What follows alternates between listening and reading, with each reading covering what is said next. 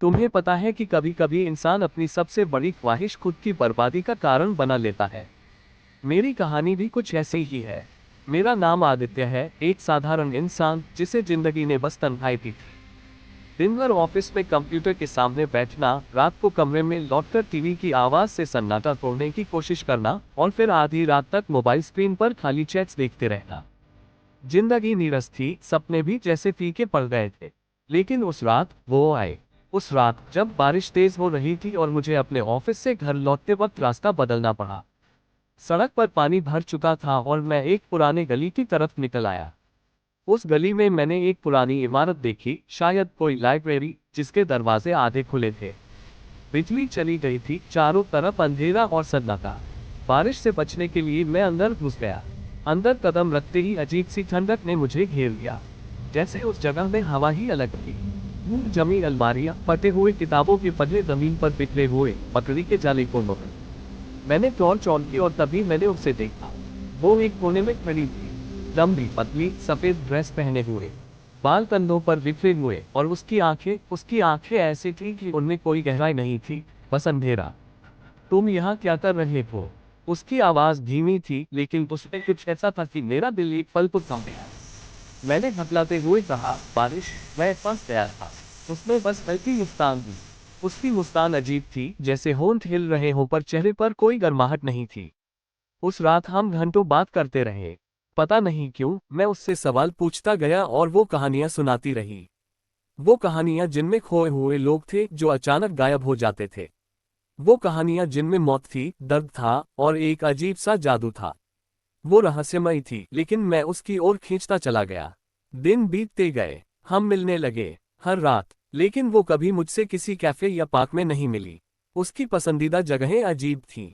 कभी वो मुझे शहर के किनारे बने कब्रिस्तान में बुलाती, कभी जंगल के बीच खंडहर हवेली में, कभी एक पुराने रेलवे स्टेशन पर जहां कोई ट्रेन बरसों से नहीं रुकी थी। मैं डरता था, लेकिन फिर भी जाता था। शायद तन्हाई के बाद किसी का होना मुझे इतना अच्छा लगा कि मैंने उसकी अजीबियत को नजरअंदाज कर दिया। एक रात मैंने उससे पूछा, तुम हमेशा ऐसे जगहों पर क्यों बुलाती हो? ये सब खौफनाक नहीं लगता तुम्हें? उसने मेरी आंखों में देखा और मुस्कुराते हुए कहा, खौफ इंसानों को जिंदा होने का एहसास दिलाता है। क्या तुम जिंदा महसूस करना चाहते हो, आदित्य? उसकी आंखों में कुछ था। ऐसा लगा जैसे वो मुझे चुनौती दे रही हो। उस रात उसने मुझे पहली बार हवेली में बुलाया। वो हवेली शहर से दूर जंगल के बीच थी। टूटी फूटी दीवारें, टूटी खिड़कियां और चारों तरफ सूखा पत्ता। हवेली इतनी पुरानी थी कि लगता था कभी किसी राजा की थी। सीढ़ियों पर चढ़ते वक्त मेरे कदमों की आवाज पूरे घर में गूंज रही थी। वो हवेली के तहखाने में मेरा इंतजार कर रही थी। वहां अंधेरा था, सिर्फ कुछ मोमबत्तियां जल रही थीं। तहखाने के बीचों बीच एक बड़ी सी लोहे की तिजोरी थी। दीवारों पर पुराने पोस्टर और कुछ अजीब चिन्ह बने हुए थे। तुम्हें सच जानना है ना? उसने धीमे से कहा। मैं कुछ बोल भी पाता कि उसने तिजोरी खोली। अंदर से एक पुराना हार निकाला।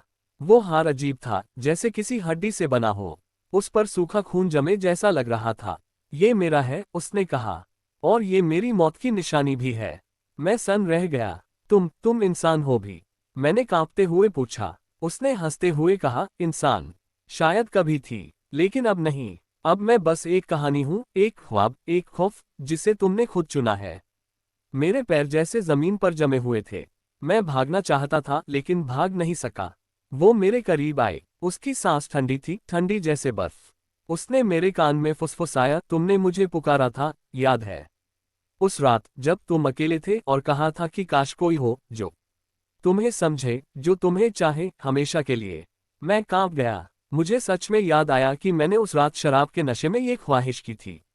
और शायद उसने मेरी ख्वाहिश सुन ली थी। उसने अपने हाथ मेरे सीने पर रखे। अचानक लगा कि दिल की धड़कन रुक गई है। मेरी सांसें थमने लगीं। मेरी आंखों के सामने अंधेरा छा गया। जब होश आया तो मैं उसी हवेली में था। लेकिन अब सब कुछ बदल गया था।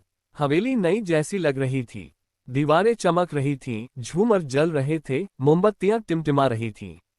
और अनाया, वो अब और भी खूबसूरत लग रही थी। उसकी आंखों में अब गहराई नहीं, बल्कि एक अजीब सी चमक थी। स्वागत है, आदित्य, मेरे संसार में, उसने मुस्कुराते हुए कहा। मैंने पास रखे एक दर्पण में देखा, लेकिन मेरा कोई अक्स नहीं था। उसने धीरे से कहा, अब तुम और मैं हमेशा के लिए साथ है। मौत भी हमें अलग नहीं कर सकती। उस रात से मैं उसकी दुनिया का हिस्सा बन गया। मैं इस हवेली में कैद हो गया। समय का कोई अस्तित्व नहीं था। रात और दिन का फर्क मिट गया। अनाया मुझे कहानियां सुनाती, कहती कि ये हवेली कभी उसकी थी। वो एक राजघराने की बेटी थी जिसे किसी ने प्यार के नाम पर धोखा दिया और मार डाला। उसकी आत्मा तब से इस हवेली में भटकती रही जब तक किसी ने उसे सच में प्यार न किया। उसने मुझे चुना, लेकिन प्यार नहीं, ये प्यार नहीं था। ये एक श्राप था। अब मैं भी उसकी तरह इंसान नहीं रहा। हम दोनों इस हवेली में रहते हैं लेकिन अकेले नहीं, क्योंकि अब हम दूसरों को बुलाते हैं।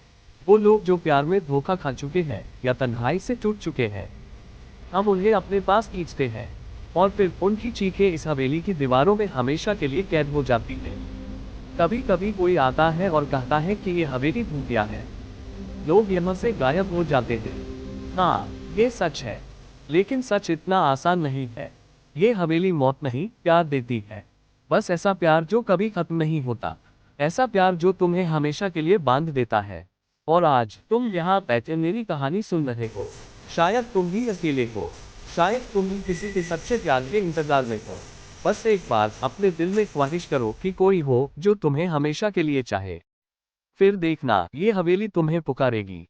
क्योंकि प्यार कभी कभी मौत से भी ज्यादा खतरनाक होता है।